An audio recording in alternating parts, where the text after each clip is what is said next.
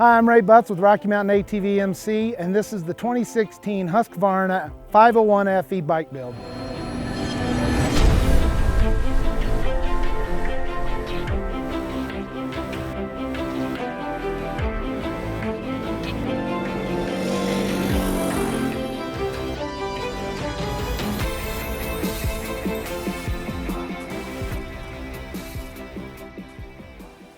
Now, the reason why I chose the 501 FE is simply because it's the big beast of the Husky line.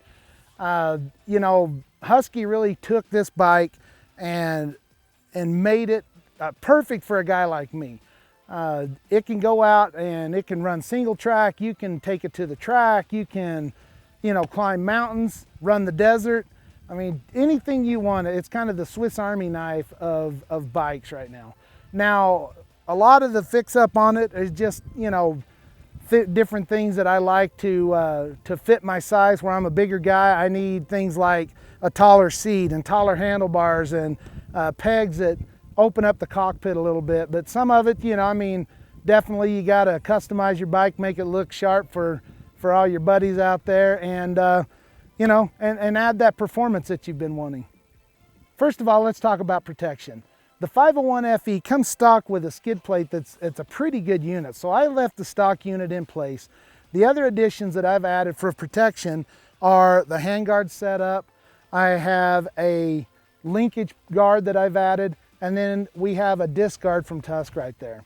Now the Handguards, I really like the Cycra bars because as a bigger guy, my hands kind of hang off the end of the bars, and any of the handguards that come straight off the bars, my hands tend to bind on them. I like how they've got the probe end. My hands, it doesn't feel like there's anything there. I really enjoy that, so that's what I've added. Then because of blinkers and everything else with my Enduro kit, I chose the D-Flex MX shields for the front of that. Now, underneath, you'll see a Fastway linkage guard that it's excellent. It's a combination of linkage and guard all in one unit. You can fine tune the height of your machine. Once again, where I'm a tall guy, I left it in stock position. The other three positions, I'll lower it slightly. So if you're a normal sized human out there and you want to play around with, you know, tuning your suspension and ride height a little bit, this thing's great because you have 4 positions to move it around and see what works best for you. But then when you're wheeling up on rocks and logs and whatever, instead of your linkage hanging down there and getting bashed, that thing has a built-in skid plate that's just bulletproof. Then on my rear brake, you can see the Tusk brake guard. That's nice, running through the rocks rather than bending my rotor. That thing will take the brunt of the hit, and you can keep riding the rest of the day. Next, let's talk about performance. As an off-road enduro type rider, there's a few things on here that maybe a moto guy wouldn't want to run, but I personally use the GPR4 stabilizer. This allows me to run through rocks and loose terrain and different things, and not, you know, it helps keep me under control. It also raises the bar a little bit, so it kind of blends into customizing it for me so that I can raise my bar up and feel more comfortable in the cockpit. Other performance items, we have the Lex exhaust. This thing's great. It's tunable. You can open it up if you're in closed course competition. It's got spark arrestor for those, you know, off-road riding areas that require it. I actually have the Trail Saver exhaust tip on it. What this does is it cuts it down to less than 88 decibels to where I can run around whisper quiet. I don't upset anybody, and I can use these public trails without, you know, causing too much ruckus. The next thing to talk about are the Tusk impact rims. These things not only look great, but they are awesome. They are super strong, forged hubs, oversized heavy-duty spokes.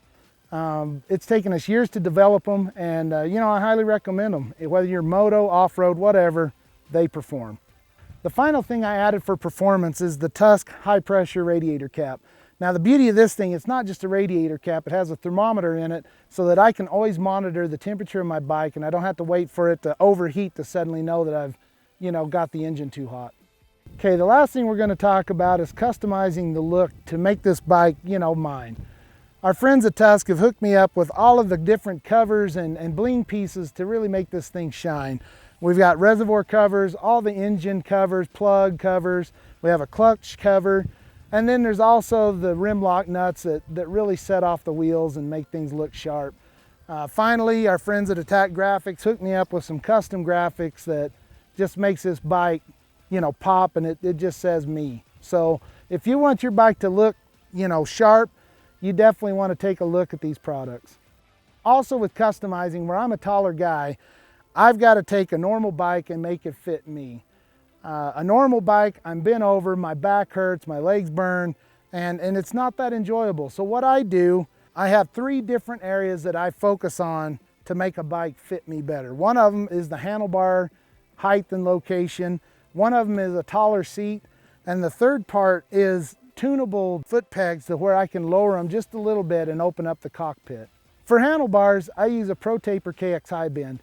When I was looking through the specs, this was the tallest handlebar I could find that wasn't super swept back. There are some taller bars, but the sweep it comes back so far that once again it starts cramping up the cockpit.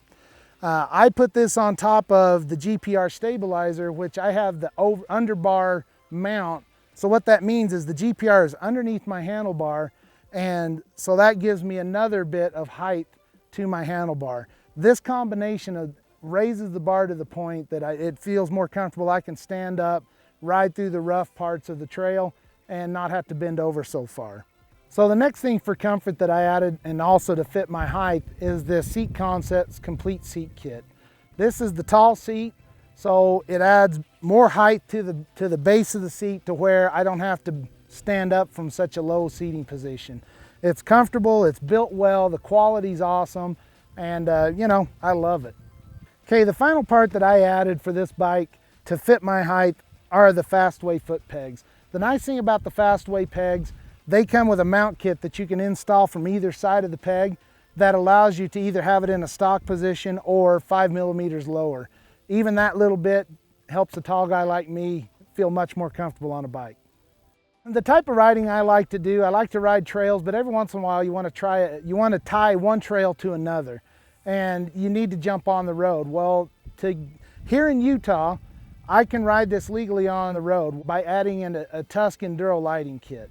What this kit does is it adds blinkers to the rear. I have a tail light, a brake light.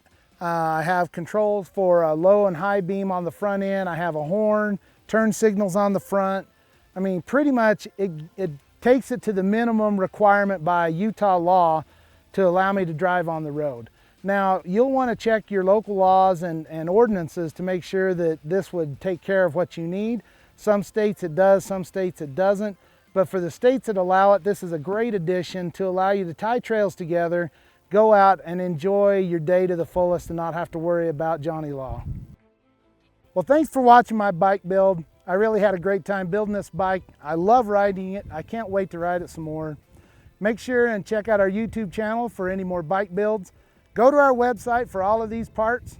I appreciate it. Have a great day.